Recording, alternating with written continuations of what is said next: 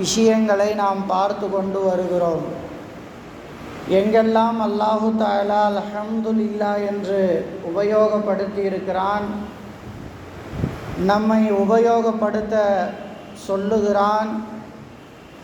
நபிகள் பெருமானார் ஸல்லல்லாஹு அலைஹி வஸல்லம் அவர்கள் எந்தெந்த தருணங்களிலெல்லாம் அல்ஹம்துலில்லாஹ் என்று சொல்லி இருக்கிறார்கள் என்பதை நாம் பார்த்து கொண்டு வருகிறோம். அன்புக்கினி அல்லாஹுவின் நல்லடியார்களே, இந்த அல்ஹம்துலில்லாஹி என்ற வார்த்தை இருக்கிறது. இந்த வார்த்தையை நாம் பரிபூர்ணமாக உள்வாங்கி கொண்டோம் என்று சொன்னால்,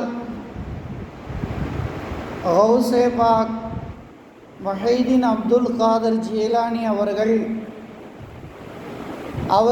ஒரு தருணத்திலே இந்த அல்ஹம்துலில்லாஹி என்ற இந்த வார்த்தையை உபயோகப்படுத்துகிறார்கள். அதாவது அவர்களுடைய வியாபார கப்பல் மூழ்கியது என்று அவர்களிடத்தில் சொல்லப்படுகிறது. அப்போது அல்ஹம்துலில்லாஹ் என்று சொல்லுகிறார்கள். அடுத்ததாக சிறிது நேரம் கழித்து, இது உங்களுடைய வியாபார கப்பல் அல்ல, மாறாக வேறொருடைய வியாபார கப்பல், உங்களுக்கு தவறான செய்தி வந்துவிட்டது என்று சொல்லுகிற போதும் அல்ஹம்துலில்லாஹ் என்று சொல்கிறார்கள். அன்புக்கினி அல்லாஹுவின் நல்லடியார்களே, இறை நேசர்களுடைய நபிமார்களுடைய தன்மை இதுதான். எப்படி யூசுஃப் அலைஹி வஸலாம் அவர்கள் சிறை வேண்டுமா அல்லது விடுதலை வேண்டுமா என்று கேட்கிற போது, எனக்கு சிறையே மேலானது என்று சொல்லி காட்டியதை நாம் திருமறை குர்ஆனிலே பார்க்கிறோம். அதுபோல எல்லா காலகட்டத்திலும் நபீனா இப்ராஹிம் அலைஹி வஸலாம் அவர்களை நெருப்பு குண்டத்திலே போடுகிற போது கூட அவர்கள் அல்லாஹ்விடத்தில் எதுவுமே கேட்கவில்லை. இப்ராஹிம் அலைஹிஸ்ஸலாம் அவர்கள் துஆ செய்ததாக, எவ்வளவோ துஆ செய்ததாக வந்திருக்கிறது. காபத்துல்லாவை கட்டி முடித்து ரப்பனா தகப்பல் மின்னா என்பதெல்லாம் முதல் ஜுஸூலே பதிவு செய்யப்பட்டிருக்கிறது. ஆனால் நெருப்பு குண்டத்திலே போடப்பட்ட இப்ராஹிம் அலைஹி வஸலாம் அவர்கள் அதிலிருந்து என்னை வெளியாக்கு அல்லாஹ் என்று துஆ செய்ததாக திருமறை குர்ஆனிலேயோ ஹதீஸிலேயோ நம்மளால் பார்க்க முடியவில்லை. காரணம் என்னவென்று சொன்னால், அவர்களுடைய உள்ளங்கள் எல்லாம் அல்லாஹுவோடு முழுமையாக இணைந்திருந்தது. எந்த நிலையிலுமே அல்ஹம்துலில்லாஹ், எல்லா புகழும் அல்லாஹுக்கே. அது சிரமம் ஏற்பட்டாலும் சரி, நஷ்டம் வந்தாலும் சரி, அல்லது லாபம் ஏற்பட்டாலும் சரி, எந்த ஒரு நிலையாக இருந்தாலும் இந்த நிலை அல்லாஹ் எனக்கு தந்தது என்பதை அவர்கள் உள்வாங்கி கொண்டார்கள். இந்த நிலை யார் தந்தது? அல்லாஹ் தான் தந்திருக்கிறான். இவ்வளவு சிரமம் தந்திருக்கிறானா, இது அல்லாஹுடைய புறத்திலிருந்து ஏற்பட்டது. எப்படி அந்த கப்பல், உங்களுடைய வியாபார கப்பல் கவுந்தது என்று சொல்லுகிற பொழுது, இதெல்லாம் நாம் சாதாரணமாக நாம் வாழ்ந்து கொண்டு இருக்கிறோம் என்று சொன்னால் நம்மளால் அந்த மாதிரிலாம் வாழ முடியாது. ஏன்னா இந்த நிலைக்கு வர வேண்டும் என்று சொன்னால் பல ஆண்டுகள் நம்முடைய உள்ளம் பக்குவப்பட வேண்டும். நாம் சாதாரணமாக நாம் வைத்திருக்கக்கூடிய வாகனம் எங்கேயாவது நாம் போய் கொண்டு இருக்கிற போது பஞ்சராகிவிட்டால் நமக்கு அவ்வளவு மன உளைச்சல் ஏற்பட்டு விடுகிறது. நாம் செல்ல வேண்டிய இடத்திற்கு செல்ல முடியவில்லையே, நேரமாகிவிட்டதே, நம்முடைய டார்கெட்டை முடிக்க முடியவில்லையே, ஒரு விதமான பதட்டத்திற்கு நாம் ஆளாகி விடுகிறோம். அந்த இடத்துல நாம் மனித தன்மையிலிருந்து அது நம்மளால் சொல்ல முடியாது. அதை அனுபவிக்கிற போது தான் நமக்கு தெரியும். அந்த நேரத்தில் யாருடைய கால் வந்தாலும் எரிச்சலாக தான் நாம் பேசுவோம். வீட்டிலிருந்து மனைவியிடத்திலிருந்து கால் வந்தாலும் சரி, வேறு கால் வந்தாலும் சரி, இது என்ன வேறு வேலை இல்லையான்னு தான் கேட்போம். இப்போ நம்முடைய நிலையில் ஏதாவது ஒரு சின்ன சிரமம் ஏற்பட்டாலும் அதை தாங்குகிற அளவிற்கு அது அல்லாஹுடைய புறத்திலிருந்து தான் ஏற்பட்டது என்பதை உள்வாங்குகிற அளவிற்கு நமக்கு என்ன செய்யவில்லை, இன்னும் பக்குவம் ஏற்படவில்லை. நம்முடைய ஈமானெல்லாம் ஒரு சிறிய ஈமானாக, குறைவான ஈமானாக தான் இருக்கிறது. ஆனால் தங்களுடைய வாழ்வாதாரம் போய்விட்டது என்று சொல்லுகிற பொழுது அடுத்த என்ன செய்ய வேண்டும் என்று தெரியவில்லை. அந்த நேரத்தில் அல்ஹம்துலில்லாஹ், எல்லா புகழும் அல்லாஹுக்கே என்ற வார்த்தையை அவர்கள் சொல்லுகிறார்கள் என்று சொன்னால் அவர்கள் எவ்வளவு அவர்களுடைய உள்ளம் பக்குவப்பட்டு இருக்கிறது என்பதை நம்மால் உணர முடிகிறது. அதுபோல நபி ஸல்லல்லாஹு அலைஹி வஸல்லம் அவர்களிடத்தில் வேலை செய்த ஒரு இளைஞர், யூத இளைஞர், அவருக்கு உடல்நிலை சரியில்லை, சக்கராத்துடைய நேரத்தில் இருக்கிறார். அப்போது நபி ஸல்லல்லாஹு அலைஹி வஸல்லம் அவர்கள் போய் பார்க்குறாங்க. போய் பார்த்துட்டு நீங்கள் இந்த கலிமாவை ஏற்றுக்கொள்ளுங்கள். அப்போ அந்த இளைஞர் தன்னுடைய தந்தையை பார்க்கிறார். இல்லை, நீங்கள் அபுல் காசிம் சொல்கிறதை ஏற்றுக்கொள்ளுங்கள். நபி ஸல்லல்லாஹு அலைஹி வஸல்லத்திற்கு அபுல் காசிம் என்று ஒரு புனைப்பெயர் இருந்தது. அபுல் காசிம் சொல்கிறதை நீங்கள் ஏற்றுக்கொள்ளுங்க என்று தன்னுடைய மகனை பார்த்து சொல்லுகிறார். அந்த உயிர் பிரியக்கூடிய அந்த நேரத்தில் அந்த இளைஞர், யூத இளைஞர் என்ன செய்கிறாரு, கலிமா சொல்லி இஸ்லாத்திற்கு வருகிறார். வெளியே வந்த நபி ஸல்லல்லாஹு அலைஹி வஸல்லம் என்ன சொல்கிறாங்க, அல்ஹம்துலில்லாஹில்லதி அன்கதஹு மினன்னார், நரகத்திலிருந்து காப்பாற்றிய அல்லாஹுக்கே எல்லா புகழும். அன்புகினி அல்லாஹுவின் நல்லடியார்களே, இந்த சம்பவங்களிலிருந்து நிறைய படிப்பினைகள் நமக்கு கிடைக்கிறது, நிறைய சட்டங்கள் நமக்கு கிடைக்கிறது. யூத சமுதாயம் இன்று வரை முஸ்லீம்களுக்கு எதிரான சமுதாயம், குர்ஆனை டிக்ளேர் பண்ண ஒரு சமுதாயம். என்ன முஸ்லீம்களோடு கைகோத்து இருந்தாலும் யூதர்கள் அவர்களுடைய அந்த புத்தியை காட்டி விடுவார்கள். ஆனால் நபி ஸல்லல்லாஹு அலைஹி வஸல்லம் அவர்களுடைய பணியாளராகவே யூத இளைஞர் ஒருவரை நியமித்திருந்தார்கள் என்று சொன்னால் எந்த ஒரு சமுதாயத்திலையுமே முழுமையாக நம்மை எதிர்க்கக்கூடியவர்கள் இருக்க மாட்டார்கள், ஆதரவாளர்களும் இருப்பார்கள். இப்போ அவங்க நமக்கு எதிராக போர் தொடுக்காத வரை, நமக்கு எதிராக வாள் தூக்காத வரை அவர்களிடத்திலையும் நாம் நண்பர்களாக பழக வேண்டும் என்பதை இதிலிருந்து நாம் பார்க்க முடிகிறது. அதனால தான் நபி ஸல்லல்லாஹு அலைஹி வஸல்லம் அவர்களுக்கு ஒரு யூத பெண்மணி என்ன செய்கிறாங்க, ஆட்டு இறைச்சியில் விஷத்தை வைத்து கொடுக்கிறார்கள். அதை நபி ஸல்லல்லாஹு அலைஹி வஸல்லம் வாங்கி சாப்பிடுகிறார்கள். அதுக்கப்புறம் அல்லாஹ் அறிவிச்சிட்டான், கொஞ்சம் தான் சாப்பிட்டாங்க, அது வேற.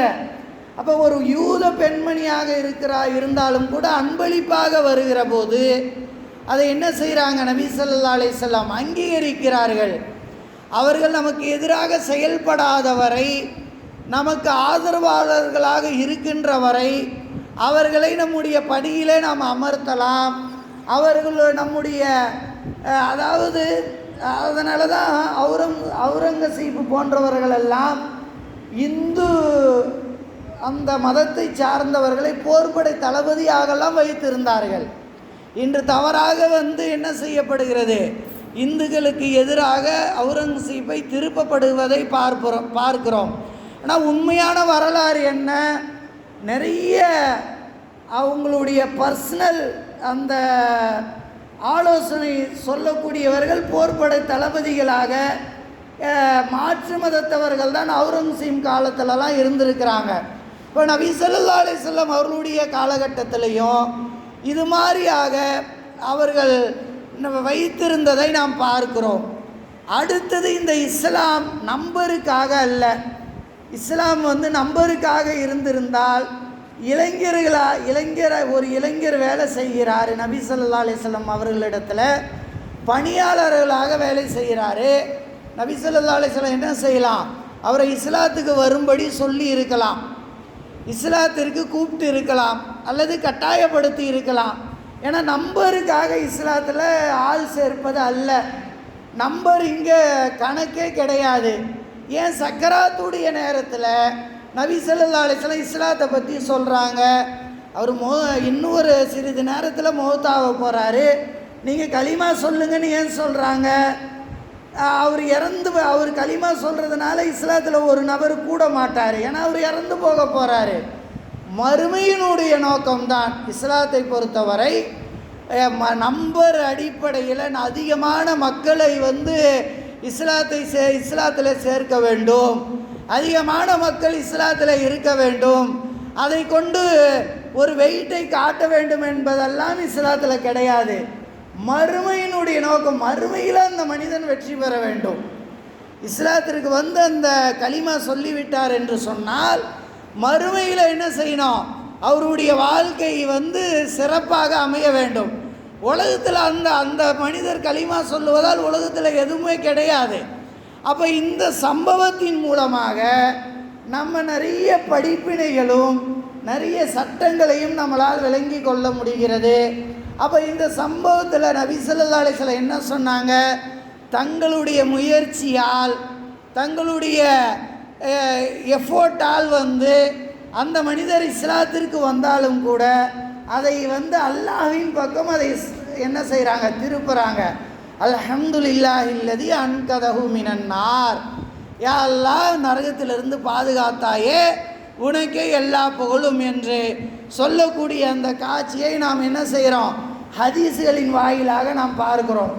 அப்போ நம்முடைய வாழ்க்கையில் இந்த நிலை வருவது என்பது கொஞ்சம் சிரமம்தான்.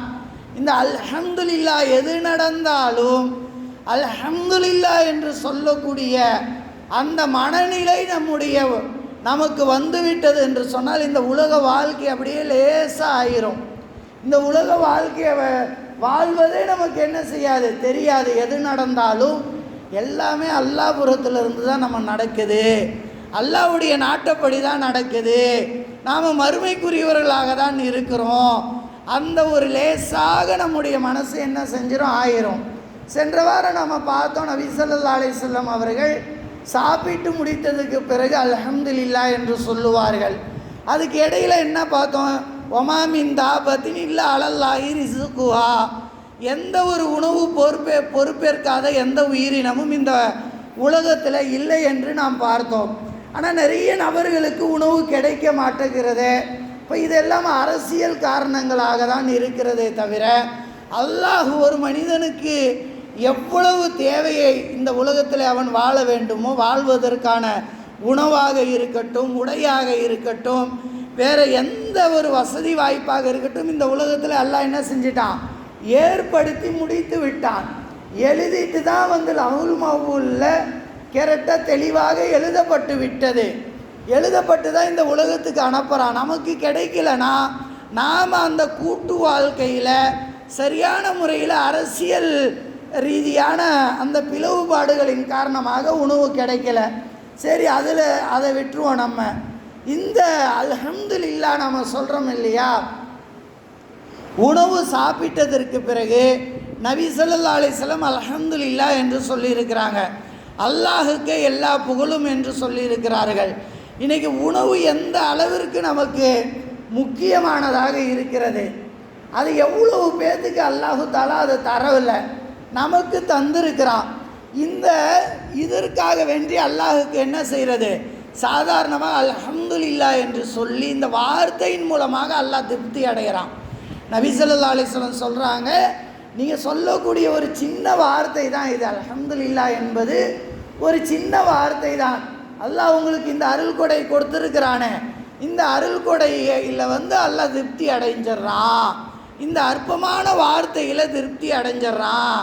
என்னுடைய அடியான் என்னை புகழ்ந்து விட்டான், என்னுடைய அடியான் என்னிடத்தில் சரணடைந்து விட்டான், நான் தான் அவனுக்கு உணவு கொடுத்து இருக்கிறேன் என்பதை உறுதியாக அவன் நம்புகிறான்.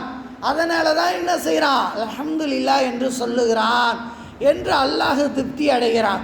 அடுத்தது இன்னொரு விஷயம் என்னன்னா, அல்லாஹ் நமக்கு கொடுத்த அருள் கொடைகள் நம்மிடத்தில் நிரந்தரமாக இருக்க வேண்டும் என்று சொன்னால், அல்லது அதிகப்படியாக இருக்க வேண்டும் என்று சொன்னால் அல்லாஹுக்கு நன்றி செலுத்தி கொண்டே இருக்க வேண்டும்.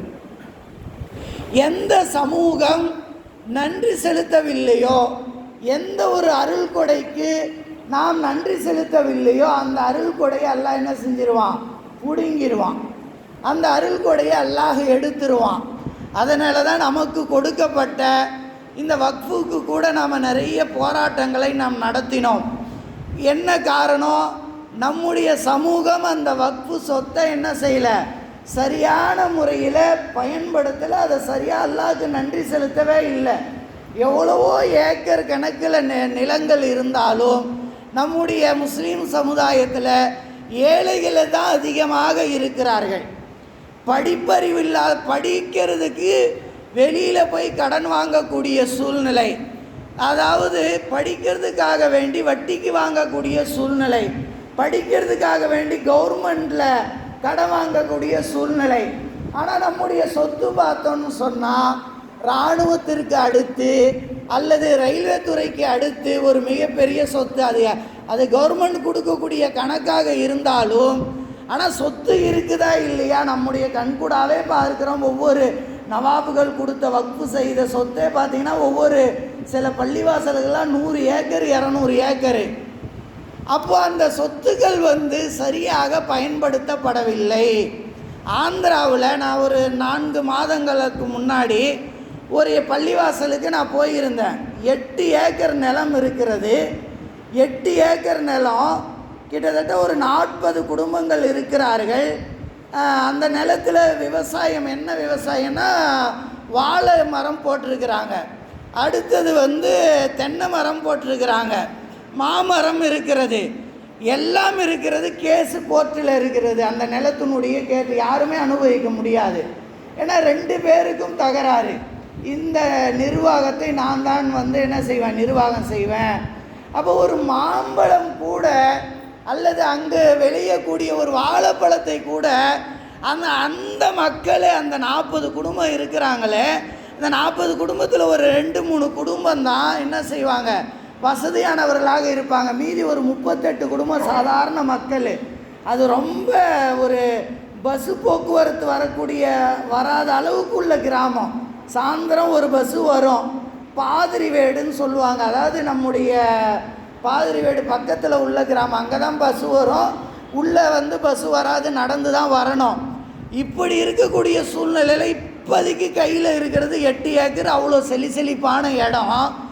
ஆனால் அந்த இடத்துலேருந்து வரக்கூடிய விளையக்கூடிய விஷயங்களை கூட ஏழை மக்கள் அனுபவிக்காமல், ஏழை மக்கள் உபயோகப்படுத்தாமல் இருக்கிறார்கள்னு கேட்டால் கோர்ட்டில் இருக்குது, ஸ்டே ஆர்டர் வாங்கி வச்சுருக்கிறாங்க. எந்த இமாமும் நிரந்தரமாக அந்த பள்ளியில் என்ன செய்ய மாட்டாங்க, தங்க மாட்டாங்க. இத்தனைக்கும் பார்த்திங்கன்னா 3 இடத்துல நல்ல தண்ணி வருது. நல்ல தண்ணியை தான் குடிக்கிறதுக்கும் குளிக்கிறதுக்கும் அவ்வளவு செழிப்பான இருக்குதுன்னா என்ன, எதுக்காக நான் சொல்ல வரேன்னா, குறை சொல்லுவதற்காக சொல்ல வரல. இது மாதிரி இந்தியா முழுக்க நாம் அதை அல்லாஹ் கொடுத்த அருள் கொடைகளை சரியாக பயன்படுத்தவில்லை. நம்ம அரசாங்க துறையில் நம்முடைய எவ்வளோ இளைஞர்களை படிக்க வச்சு அரசாங்க துறையில் வேலை வாங்கி தரலாம், அல்லது தனியார் துறைகளில் வேலை வாங்கி தரலாம்.